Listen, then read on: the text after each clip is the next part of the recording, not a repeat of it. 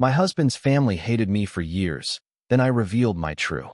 Before we begin the story, make sure to subscribe to our channel and never miss more incredible stories every day. My mother-in-law grabbed my wrist and whispered, "Don't open that file." Her nails pressed through my sleeve like punctuation.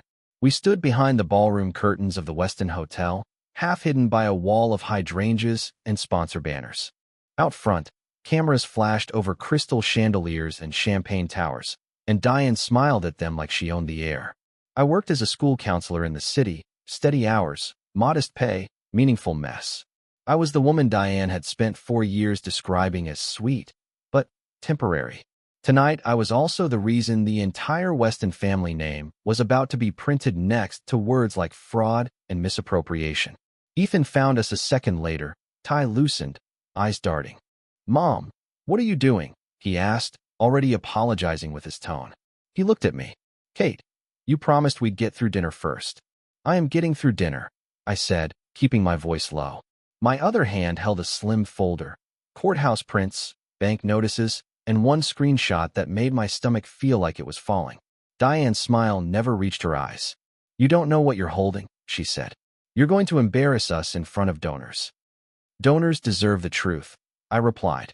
Paige glided past in a satin dress, pretending not to listen while listening to everything. "She's doing it," she murmured to Ethan, loud enough for me. "She's finally doing the thing we warned you about." Ethan's jaw clenched. "Kate, please. If this is about my family's business, it's about your family's victims," I said, "and the fact that they try to make me one."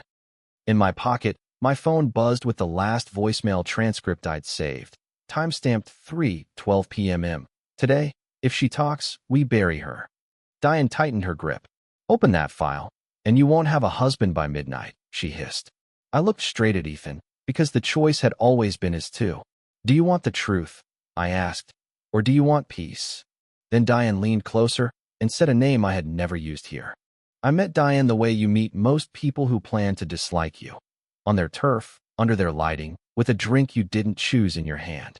Ethan brought me to her house for a simple Sunday lunch 2 months after we started dating. The place looked staged for a magazine. White sofa you weren't meant to sit on, framed photos that said legacy without anyone speaking. Diane greeted me with a hug that stopped before it started. "So you're Kate," she said, eyes flicking to my thrifted shoes like they were evidence. "Ethan tells me you work with children." "I'm a school counselor," I corrected gently. Diane smiled. "How noble. Must be rewarding in its own way." Paige, older than Ethan, sharper than him, laughed behind her glass. "In its own way," she repeated, like it was a joke I'd missed. I learned the first rule that day: never react. Not when Paige asked, "So do you have student loans, or did someone pay those?" Not when Diane slid a gift across the table, a monogrammed apron that read Weston Household Staff, as if it were charming. Ethan's cheeks went red, but he made the softest protest. "Mom." Diane's voice stayed smooth. "It's just a bit of fun." The second rule arrived at dessert. Diane placed a leather binder in front of Ethan like a hostess offering a menu. "I keep files," she said, tapping it, "on everyone close to the family. For safety." Ethan blinked. "That's intense." "It's responsible," Diane replied, then looked at me. "Kate, I'm sure you understand. Backgrounds matter." I remember the heat crawling up my neck. I wanted to say, I had nothing to hide. I wanted to say, "You don't get to treat me like a suspect because you have better china." Instead, I smiled until my face hurt.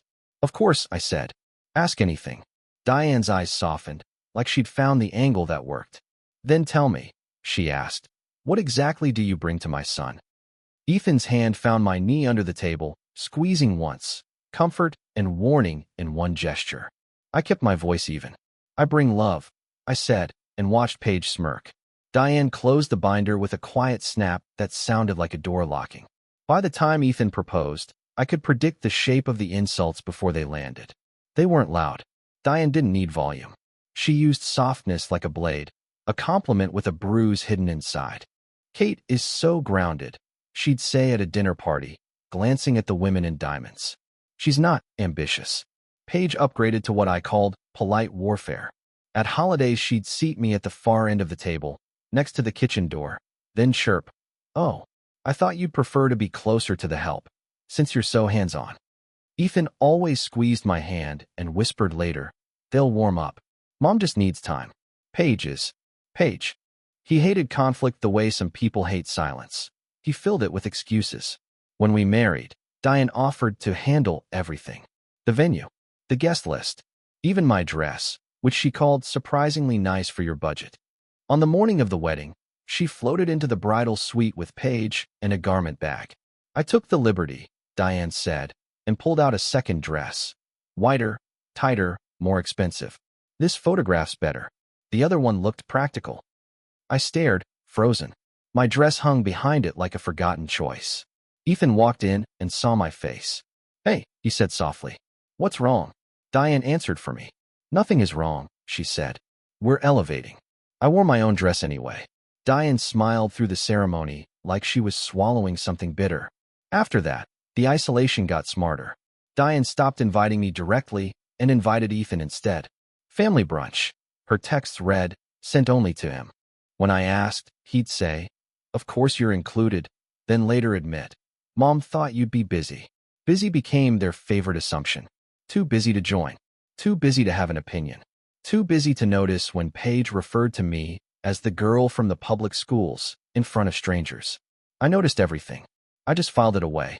Then, one Thursday in October, Ethan came home pale, holding his phone like it was hot. "Kate," he said, "Mom wants to meet. Alone. Tonight." The way he said alone made my stomach tighten like a fist. Diane chose a restaurant that felt like a test. White tablecloths, low lighting, the kind of place where the menu didn't list prices because the prices were a flex. She arrived with Paige and two couples I didn't know, all laughing like they'd been rehearsing joy. Ethan pulled my chair out. Diane kissed his cheek, then air-kissed mine. "So," Diane said as soon as the waiter left, "we've been thinking about your timeline." Ethan frowned. "Timeline?" Paige twirled her fork. "The baby timeline," she said casual. "I mean, if you're going to lock down a Westin, you can't wait forever." My skin went cold. "Excuse me." Diane's smile stayed gentle. "Darling, don't be sensitive. We just want what's best for Ethan. And for the family. Legacy matters." "I'm not a broodmare," I said, still quiet, still controlled. One of the strangers chuckled like I'd made a cute joke. Ethan's face flushed. "Mom, stop." Diane tilted her head. "I'm being practical. Kate, you have a stressful job. Public schools, troubled kids, all that emotional chaos. Sometimes women like you become unstable. Do you see what I mean?" I heard my own breath, steady and thin. "No," I said. "I don't." Paige leaned in, eyes bright. "Plus, Ethan needs someone who can keep up. The Weston name comes with expectations. Charity boards. Travel. Real responsibility." She looked me up and down. "Not hallway counseling." My hands stayed in my lap, nails digging crescents into my palms. I could feel Ethan watching me, praying I'd play nice so he wouldn't have to choose. "What would you have done if humiliation came disguised as concern?" Diane reached across the table and patted my wrist like she was blessing me. "You're sweet, Kate," she said. "But sweetness doesn't build empires. If Ethan ever wakes up, you'll understand." Something cracked, silent as ice splitting underwater. I smiled because that's what I'd trained myself to do. "Thank you for your honesty," I said. Ethan exhaled like he'd escaped danger. Diane's eyes gleamed like she'd won. Then my phone lit up under the table with a bank alert I didn't recognize. The family meeting happened in Diane's living room, the one nobody was allowed to breathe in. Diane arranged it like a performance.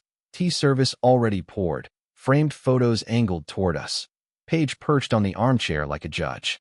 Ethan sat beside me, knee bouncing, while Diane smoothed her skirt with slow, deliberate hands.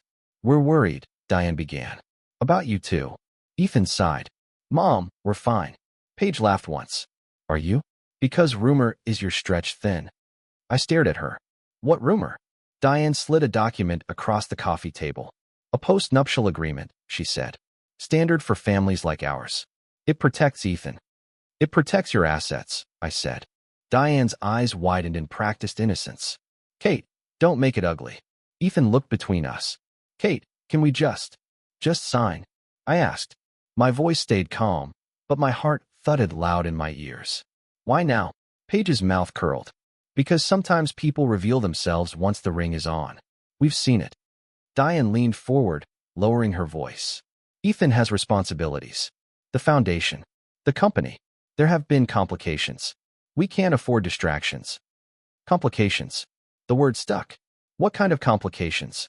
Diane smiled. Adult ones. Nothing for you to worry about. Paige pulled out her phone and turned the screen toward Ethan. I found this, she said. A screenshot of a neighborhood forum post. Anonymous, but clearly written to sting. It claimed I was unstable, obsessed with money, and using Ethan. Ethan's face went white. Who would write that? Paige shrugged. People talk, especially when they're concerned. I looked at Diane. Did you do this? Diane gasped, hand to her chest. How dare you? Ethan's voice tightened. Kate, stop accusing my mom. There it was, his conditioning, rising like a reflex. For 4 years I'd swallowed my anger to protect him from this moment, and now the moment arrived anyway. Diane pushed the pen toward me. Sign it, she said softly, and we can all move on. I didn't pick up the pen. I reached into my purse and opened the bank alert. The alert showed Diane's company overdrafting an account that wasn't supposed to exist. After that meeting, Ethan drove us home in silence, knuckles white on the steering wheel. They're scared, he said finally, like it excused everything. Mom wouldn't do this if she wasn't scared. Scared of what? I asked. He swallowed. I don't know. Money stuff. Lawsuit stuff. She won't say. When we reached our place, my small, warm apartment with the second-hand couch Ethan called cozy, a pink slip was taped to the door. Certified mail notice. The kind you only get when someone wants proof you received bad news. The envelope waited downstairs in the manager's office. My name was on it. So was a return address I didn't recognize, a regional bank in the suburbs. Did you open a new account? Ethan asked, confused. No, I said, and my voice sounded far away even to me. Inside was a notice of default, dated October 14th, printed in brutal black and white. It referenced a loan number, a principal balance of $2,340,000, and a borrower, Weston Harbor LLC. Attached was a single-page, personal guarantee, and my stomach dropped when I saw the signature line. Catherine Ellis. My full name. Not my married name, my maiden name, the one I rarely used outside my professional license. The signature was sloppy, like someone had copied it from an old form. Under it sat a scanned driver's license. Mine from college, expired years ago. I suddenly remembered Diane insisting, years earlier, on keeping copies of all IDs for family travel emergencies. I'd handed mine over to keep the peace, because that was what I did. Ethan stared. Why is your name on this? I flipped to the bottom where the bank had stamped in red, payment missed, 90 days. Under that, a smaller note. File prepared for counsel, potential fraud referral. My hands shook as I pulled out my phone and opened my email. Buried in spam was a message sent to the wrong address. Timestamped 3:48 a.m. the night before. Use Kate's old ID. She won't fight back. I looked at Ethan, waiting for him to deny this could be his family. He didn't. He just whispered, "My God, Mom did something." Then another email popped up with a subject line that made my vision blur. I didn't sleep. I sat at our kitchen table while Ethan paced the living room, alternating between rage and denial.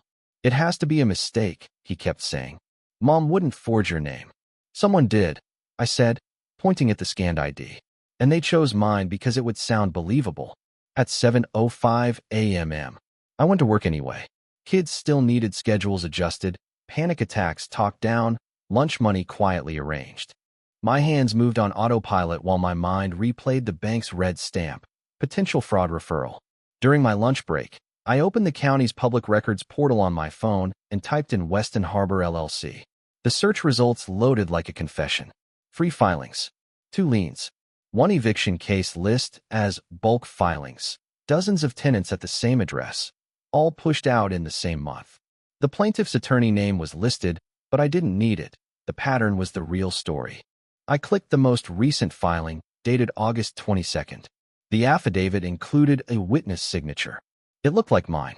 My stomach tightened. I took screenshots and forwarded them to my private email, then drove straight from school to a small law office downtown with a brass plaque, Ruiz and Associates. Attorney Ruiz greeted me with tired eyes and a steady voice. You said on the phone your identity was used for a guarantee, he said. Show me. I slid the documents across his desk. He didn't gasp. He didn't flinch. He just read. After a minute, he tapped the signature line with his pen. "This is not you," he said. "No," I whispered.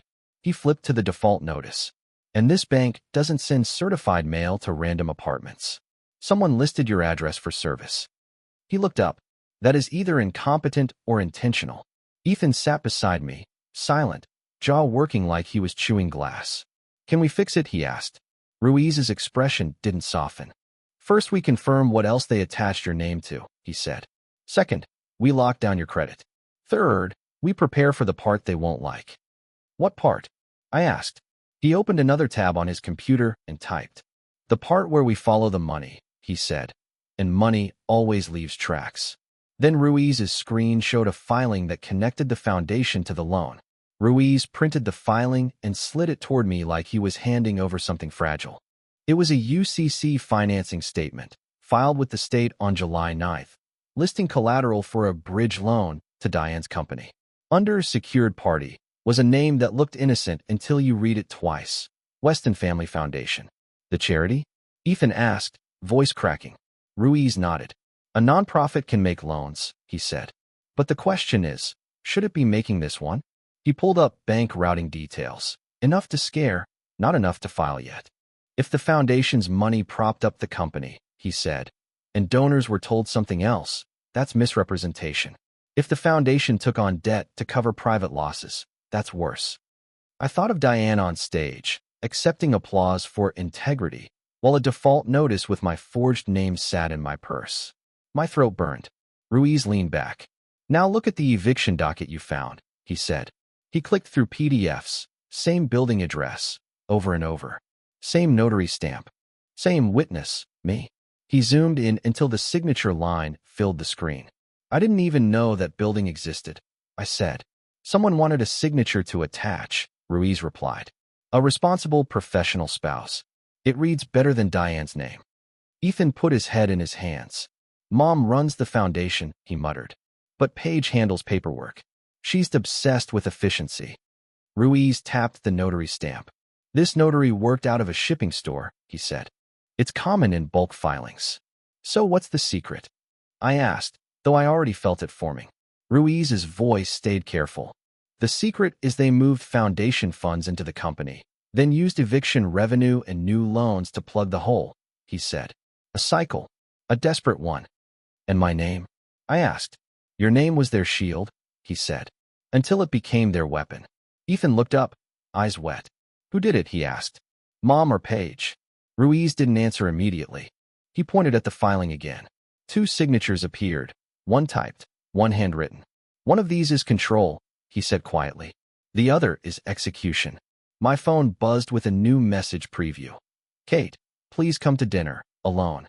I didn't go to that alone dinner. I went to my laptop. Ruiz had me request my full credit report and freeze everything. At 9:17 p.m. While Ethan sat beside me like a man watching his childhood burn, I pulled up an old shared iPad Ethan had once synced with his family. We'd used it for recipes.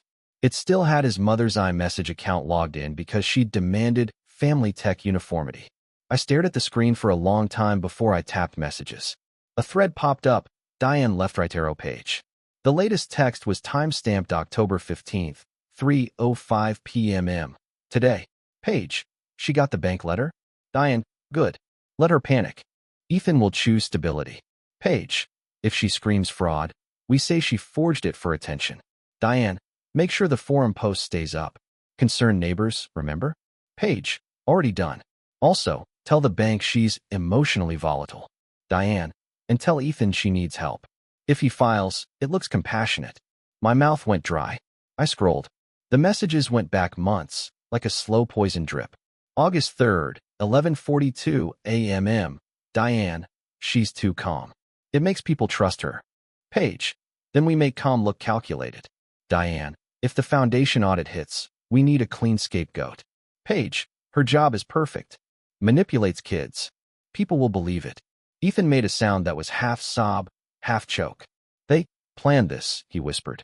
I kept scrolling until my vision blurred again. A photo message loaded. Paige had taken a picture of my driver's license copy, the the one Diane insisted on keeping for emergencies. Caption, got it. She won't fight back. My hands shook so hard the cursor jumped. Ethan, I said, and my voice surprised me with how flat it sounded. They didn't just hate me. They studied me. He looked at me like he wanted to crawl inside my skin and hide. I didn't know, he said. Kate, I swear. What would you have done? I asked quietly. If you found out your love was their strategy? Ethan's phone rang, and he put it on speaker without thinking. On speaker, Diane asked Ethan if I was listening beside him. Ethan didn't answer right away. I watched his face while Diane spoke, because the real conversation happened in his eyes. Of course she's with you, Diane said, smooth. Put me on speaker. I want to apologize. Ethan glanced at me like a child asking permission. I nodded once. Kate, Diane said warmly, I've been worried about you. That's all. We all have. I held the iPad up so Ethan could still see the texts, like a silent truth beside her voice. Worried, I repeated.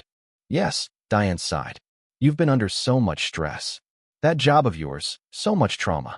It can distort perception. Ethan's shoulders sagged. I saw the hook sink in. You forged my name, I said. A pause, perfectly timed. Honey, Diane replied. No one forged anything. You're confused. Paige said you were spiraling after that dinner, and I don't.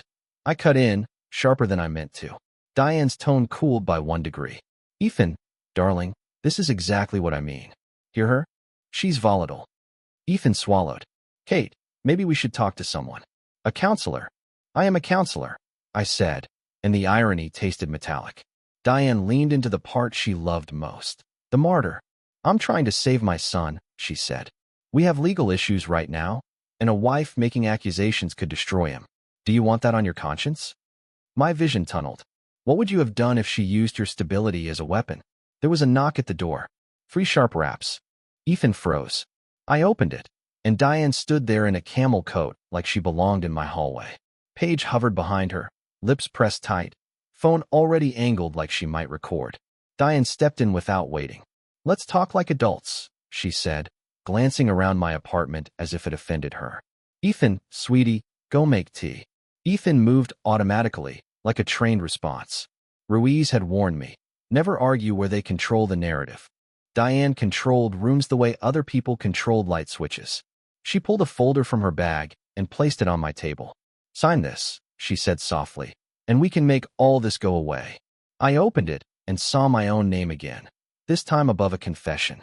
I didn't sign. I didn't scream. I just slid the confession back across the table like it was dirty.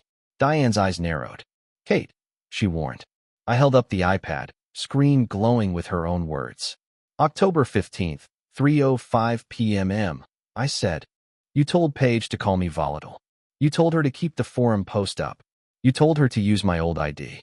For the first time, Diane's smile cracked, only for a second. Paige's face went pale, then hard. That's taken out of context, Paige snapped. You don't understand how dangerous rumors can be to a family. I understand, I said. You created them. Ethan walked back in with 2 mugs and stopped mid-step.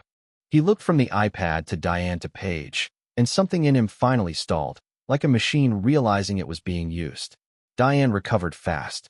Ethan, she said gently, your wife is invading privacy. This is exactly why we needed that agreement. Ethan's voice shook. Mom, why are you texting about my wife like she's a project? Diane softened into wounded. Because I love you, she said. Because she's trying to destroy us. I met Ethan's eyes. I'm trying to stop them from destroying other people, I said. They left after that, not defeated, repositioning. As Paige stepped out, I heard her hiss, move the accounts tonight. The second the door shut, I called Ruiz. He listened without interrupting. When I finished, he said, they're going to escalate. They will try to make you the criminal. How do I stop it? I asked. You don't stop it quietly, Ruiz replied. You stop it where their reputation can't shield them. He suggested a setting they couldn't fully control, the foundation gala, the one Diane used as her personal stage. If donors hear forgery, he said, they'll demand records. If the bank hears it, they'll freeze movement. Ethan sank onto the couch. If we do this, he whispered, she'll never forgive me. Ruiz didn't soften. Forgiveness isn't the currency your mother trades in. Before midnight, Ruiz drafted a formal notice, printed exhibits, and built a timeline. I added my screenshots, the default notice, and the eviction filings. At 12:41 a.m., Ruiz emailed one final attachment, a list of entities tied to the scheme. The first entity on the list had my name hidden inside it. The gala smelled like perfume and polished money. Diane stood by the stage in an emerald gown, greeting donors with a smile that said questions were for other people. Paige hovered with a tablet, collecting pledges like trophies. When Ethan and I walked in with Ruiz, Diane's eyes flicked to the folder in my hand. "Kate," she said brightly, "how wonderful you came. You invited the community," I replied. "I'm part of it." Diane turned to Ethan. "Darling, a word." Ruiz stepped in, polite and firm. "This will be together," he said. Her smile tightened. "Of course. Family." Ruiz guided us into a side lounge. Two professionals waited, one from the bank's fraud unit and one from the foundation's auditors. Diane's voice cooled. "What is this?" I slid the notice of default, October 14th, across the table. "This is a loan your company took out using my identity." Paige snorted. "That's insane." I placed the iMessage screenshots beside it. October 15th, 3:05 p.m. I read. "Tell the bank she's emotionally volatile. Ethan will choose stability." Ethan's face went gray. Diane's eyes snapped to him, searching for the old reflex. I added the eviction affidavits. My forged witness signature repeated. "You used my name to make your filings look clean," I said. "You used my job to make me sound unstable." Diane lifted her chin. "You're twisting things." "I'm naming them," I replied. Then I placed my trustee certification down. "My maiden name is Catherine Ellis," I said, "and I am the trustee of the Ellis Family Trust." Paige's mouth opened, then closed. "The trust purchased the secured note on your bridge loan last month," I continued, "through an anonymous vehicle, legally. The debt tied to Weston Harbor LLC answers to me now." Ethan stared at me. "Kate, why didn't you tell me?" "Because I wanted to be loved without leverage," I said. "Your family made leverage necessary." The bank representative spoke, calm and final. "Mrs. Weston, we're initiating a fraud review and freezing transfers pending investigation." Diane's mask slipped into something bare. "You can't do this," she whispered. I leaned forward. "I already did," I said, "and I brought every receipt." From the ballroom, the MC announced Diane's Integrity Award, and she stood up anyway. The next 24 hours felt like living inside a glass jar while people knocked on the outside to see if I'd crack. At the gala, Diane stepped onto the stage as if nothing happened. She accepted applause and thanked generous donors, saying the word integrity so many times it started to sound like a spell. But whispers moved faster than speeches. I saw phones rise. I saw faces turn. Paige cornered me near the restroom corridor, eyes blazing. "You ruined everything," she hissed. "You ruined it," I said. "I just stopped carrying your lie." She leaned closer. "Do you know what happens to a nobody who humiliates a family like ours?" Ethan appeared between us, shoulders tense. "Paige, stop." Diane joined us, composed again. "Kate," she said softly, "you've made a serious mistake. We'll prove you're unstable." I didn't raise my voice. "You forged my name," I reminded her. Diane's eyes chilled. "And you invaded private messages," she countered. Funny how morality shifts when you're desperate. The bank freeze hit at 8:13 a.m. the next morning. Ruiz forwarded the notice. Outgoing transfers suspended pending fraud investigation. By noon, the county portal showed a new filing, foundation audit, emergency review requested. And then, right on schedule, they came for the only thing I had that didn't depend on them, my reputation. At 2:26 p.m., my supervisor slid a printed email across her desk. Anonymous. Subject line. Counselor Catherine Ellis is exploiting minors and stealing funds. Attached were cropped screenshots from my social media, twisted to look like I was unstable. My throat tightened. "This isn't real," I said. "I know," she replied quietly, "but we have to document it."